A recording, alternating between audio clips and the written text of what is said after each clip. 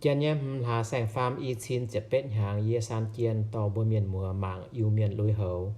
Hello, như buổi hiểu farm Leo Sally, yết cho công nhâm wa Union Community Services. Y hoi như buổi cho nom exhibit bún miền tai, bún chan tai, tai mang ở buổi nhâm miền lo hồ.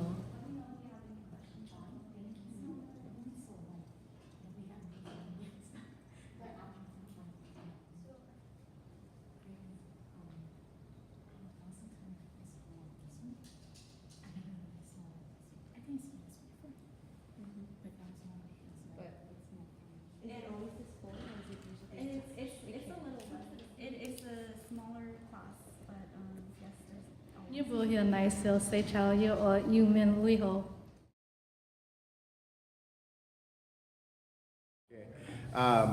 Yên nhé bùa hiểu chơi xin, tôi chủ yếu ye chút nhé tế, và yêu ai con ye, có ai nhé tai này, hay quả yêu miền lưỡi hổ, hộ thảo yêu miền lệ gạo thăm, thiếu tu gạo đầu tế, mới tu ye, cái ngõi yêu miền culture bùa mày, châu Á yếm Jamaica, bùa con culture mà yêu miền hòa sẽ yêu miền đấy này yeah canh lòng hiếu tai này vật tất tao này và lành sinh mày bùa